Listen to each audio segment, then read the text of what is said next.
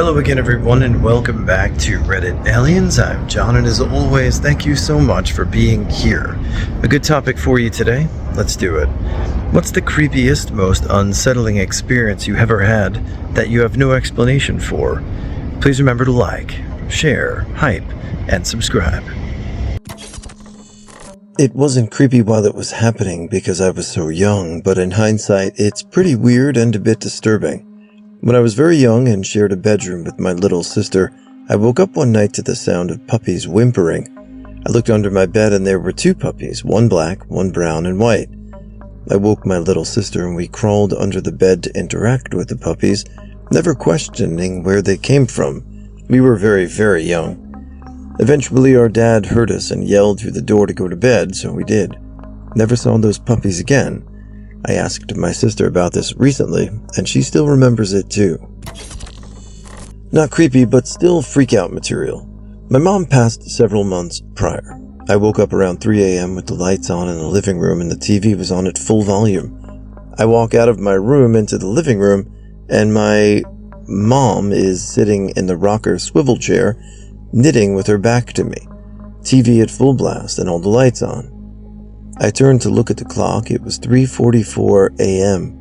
And I looked back and it was dark, TV off, and nobody in the chair but an Afghan my mom knitted for me.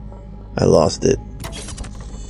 I don't think I've ever written this down. Way back when I was learning to ride a bike, probably circa 1980, I had a typical little kid two-wheel bike with training wheels. One night, I left it over at the neighbor's, no big deal, because I could see it out my window, and it was fine when I went to bed. We lived in a suburban neighborhood where the houses were very close. Just to paint the picture, this was during an era where kids played cowboys and Indians, dressed up as Native Americans for Halloween, watched The Lone Ranger. That night I dreamed that a Native American in full headdress, face paint, moccasins, etc., came into my neighbor's yard and broke the training wheels off my bike. When I went down to check the next morning, the training wheels were broken off the bike. Not just removed, but broken in pieces, just like my dream. I kind of feel like no one was properly freaked out about this at the time, but it stayed with me as a vivid memory for almost 50 years. The happy ending is I never got new training wheels and learned how to ride without them. ETA, I changed my estimated year to 1980, as I now think my obsession with Indian in the cupboard could be where the dream came from. When I was around 4 years old, I remember looking out my bedroom window and seeing cars driving through our side yard. Instead of looking like our yard, it looked like an actual road, with the cars were old-fashioned, looking like from the 1940s. This was in the 1970s. Our house was in a plan of homes with pretty large lots, and the through street ran in a completely different area. Naturally, I was frightened by what I saw and ran to tell my mother and older sister. They dismissed it and said I was either dreaming or making things up. I guess I can't really blame them for that. My sister occasionally would tease me about it over the years, and for some reason, every time I was in that part of the yard, I would get a creepy feeling that I shouldn't be there. I must have been about 12 or 13, and my grandmother was visiting. She told my sister and me that when she was a young girl, our neighborhood was part of a farm, and the main road used to run right through our backyard. The road was moved when the farm was broken up into the housing lots. My sister and I looked at each other. All I could say was, "Yes, I know." Years later, I found aerials and maps online that proved the road was there until the 1940s. Was out the front of my parents' house at night with a friend. He was having a smoke while I was chatting away. For about 5 or 7 seconds, the whole sky went bright blue. It was like blue daylight, everything completely visible but bluish, along with a high-pitched ringing for a couple of seconds. We were just staring, and then it would suddenly stopped. I said, "Hey, did you happen to see and hear that?" He said, "Yeah," and that's all we said about it. I messaged him maybe 10 years later when I was with friends telling spooky experience stories. Just said, "Hey, do you remember that thing we saw? Can you tell me what you saw and heard?" He responded with all the details. Freaked all my friends out when I let them scroll through our past messages to prove we hadn't set it up and actually fell out of touch a fair while ago. I have a brother who is 8 years older than me. My mom used to talk about a creepy, grinning version of my brother that she and a babysitter saw when he was little. It seemed to age with him, and my mom saw him multiple times. The babysitter saw him once and freaked the f*** out. I saw him when I was in high school. My brother worked multiple jobs and was gone a lot. To help him out and make some extra cash, I would clean his room and do his laundry for him each week. I would usually stay up late Saturday nights to watch Mad TV and SNL while folding laundry. I started feeling like I was being watched, but my brother was at work and everyone else was asleep. When I turned to look, there was my brother peeking around the wall of the hallway at me with a super creepy grin on his face. All I could see were his hands holding the wall and his head sticking out around the corners. But that grin was freaky. I instantly thought my brother was messing with me, so I said something along the lines of, "Ugh, fuck off," and looked back to the TV. Then I remembered that he wasn't even home, and the hairs on my arm stood up. I looked back, and he was gone. But the next morning, I told my mom what I had seen, and she just nodded in understanding. It was almost as freaky as the times I would catch something out of the corner of my eye or hear something late at night and try to ignore it, only for my dog to start growling and facing the same direction. That house had some weird shit sometimes. As a teen, I worked at a movie rental tanning salon. Yes, I know, odd combination. I usually closed the store because between all the teens that worked there, I was the only one who could wrap my head around batch reports, checking in DVDs and actually cleaning and putting away everything that needed it. Plus, I didn't steal from the register or the store. So I was alone by myself a lot late at night. I was counting the register down and went to grab a pan from the container of them, and the container of pens slid across the countertop and about 6 feet onto the ground right in front of me. I just stood there in disbelief for a hot second, and then called my boyfriend at the time and asked him to come down and sit with me while I finished closing. He thought I was being silly. Teens, am I right? When I was in high school, my mom had a nightmare, and we shared the experience. The way our house was set up, my bedroom was the first in the hallway, then my brother's, the bathroom and laundry, and my mom was at the end of the hallway. While we were all in bed, I sleep with my door open because of pets. I heard her gasp up the hallway, but didn't really think anything of it. A few moments later, a shadow as tall as my doorframe walked past my door. I got up and immediately started flicking on lights and asking, did she walk up the hallway? Of course, my mom saw since she was awake, and we walked through the house. I went to get in bed with her after we found nothing, and she was telling me about her nightmare, which was a tall man in a wife beater at the end of her bed with an axe that was swinging toward her, which is why she gasped awake in the first place. While we were laying there, we heard and felt knocking on her footboard of the bed and just laid there in silence, holding each other's hands until it stopped, and asked did the other hear it. My brother stayed asleep throughout the entire thing, and nothing else ever happened, but boy, that was a scary-ass night.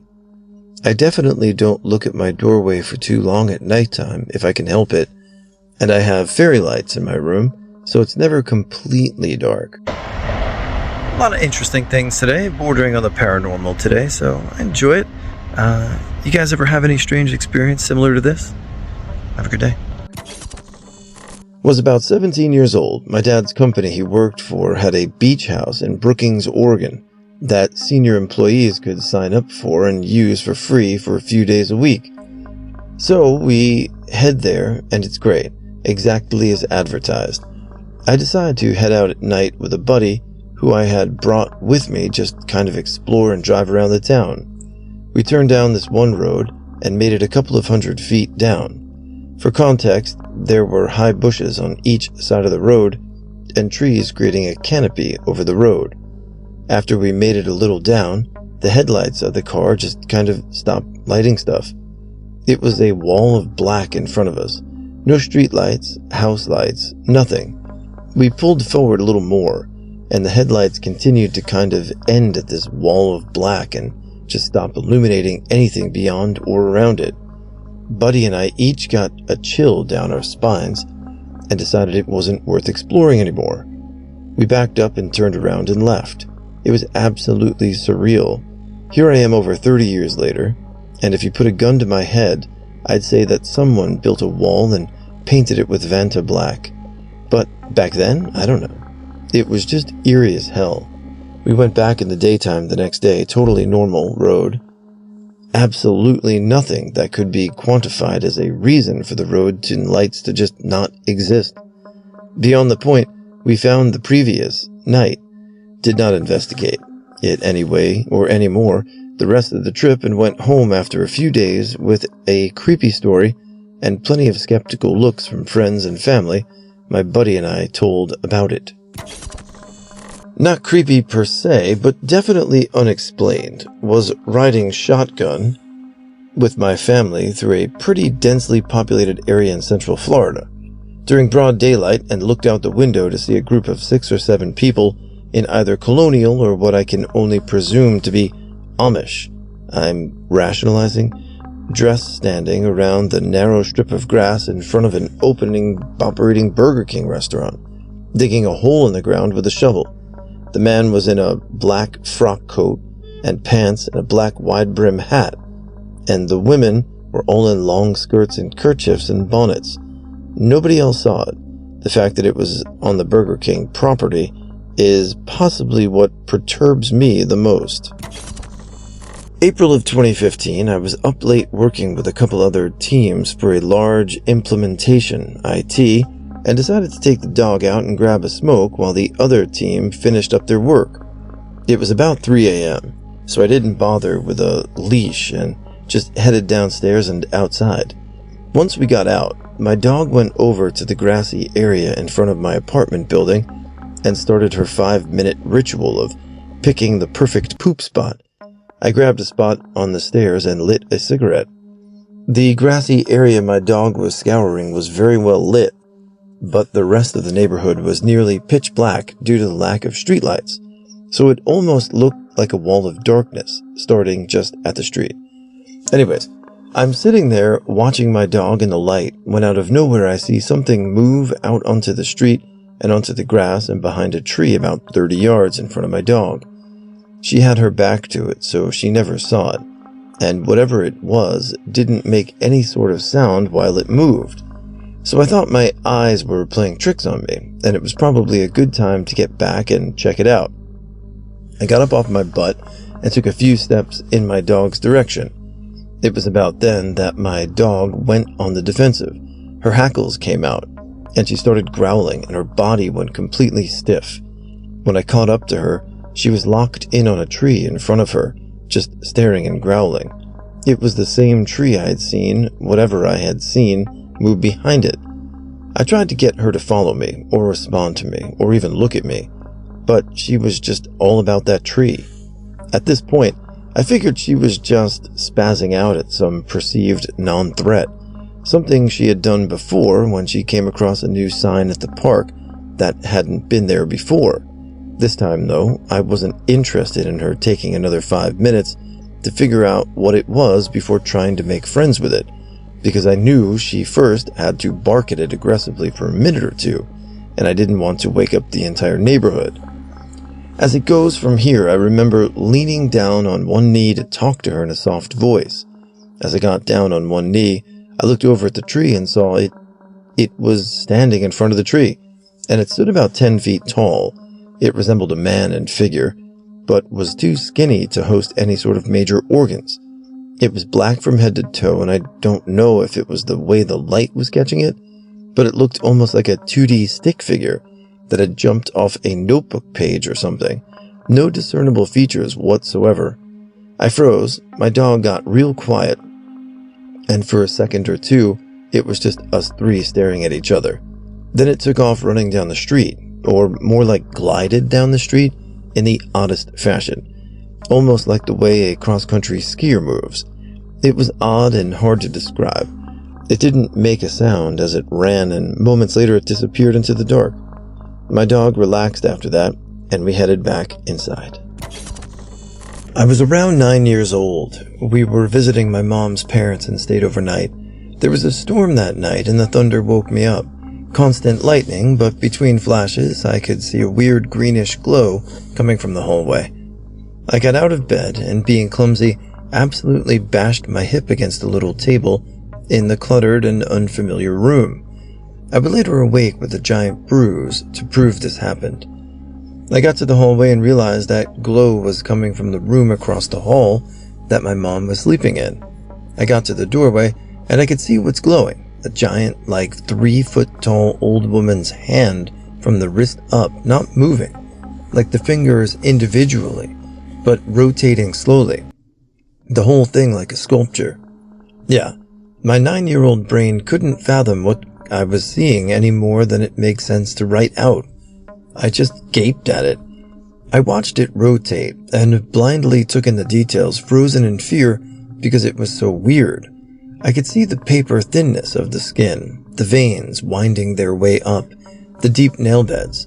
It was almost made of faintly, sickly, luminescent light and wasn't see-through exactly. But you know how nighttime vision is like grainy? I described this thing as double grainy. That might not make sense, but it's the best way I found to describe it. I finally stared, hoarsely yelling for Mom, who woke up. Her bed was across the room under the window, so I'd have to run past the thing to get to her. She didn't appear to see anything and called for me to come to her. So I gathered my courage and ran past. It didn't react, just kept rotating. And she gathered me up in bed and almost immediately went back to sleep. I continued to stare at this giant thing invading my reality until I eventually drifted to sleep. Morning, I woke with a big bruise on my hip. A mom, convinced I was having a nightmare, and remembers me waking her up and climbing into bed, but swears she saw nothing. I never figured out what it could have been, but it scared the hell out of me as a kid. As a little kid, I used to stay with my great aunt a lot. She lived in the house that her grandparents built in the late 1800s. I'm talking, this house was old. She called the living room the Davenport. The basement was a dirt floor cellar. So many stories with that whole space, I don't even know where to start with that. And she had these super old, huge framed photographs of past loved ones. Metal filigree frames with bubble-like glass coverings. Lots of posthumous portraits of infants and beloved family members that go sick and or died suddenly. I used to stare at them all the time as a kid. One day I was chatting with one. I made friends with any one thing, lol. He was a man with an intricate mustache, combed over hair, foggy eyes, and his neck wasn't sitting straight up. I felt a sudden chill run through me. I looked over my shoulder, and when I turned back around to look at that portrait, this fucking dude blinked at me. I yelled for my great aunt and told her what I saw, and she laughed and said, "Ah, yes, insert name of man in portrait, has always been so lively even after he died." He never blinked at me again, but also I swear the lace bonnet of one of the posthumous baby portraits had on would shift differently sometimes. The lace was up and perky, and sometimes it would fold down on the baby's face. It was never bad energy, just lively past relatives. My sister and I moved in together in our mid-20s. She had the en-suite upstairs, while I had a room down the hall from the open-planned kitchen, lounge, dining room. One night, shortly after heading to bed, we both heard a noise in the kitchen and immediately texted each other. "Was that you?" "Nope." Then we both heard giggling. Giggling. We met in the kitchen, turned all the lights on, and there was nothing. We spent about 3 hours sitting on the patio, chain-smoking cigarettes. We had long stopped smoking at that point, lol, to calm ourselves. We were too scared to go back inside. A couple of nights later, we were watching TV on the couch. We had a fan in the center of the kitchen counter, not remotely close to the edge, and it suddenly flew off. Plug pulled out of the socket even, landing on the floor. Neither of us were even close to it. There was no breeze, nothing. It was a heavy metal fan.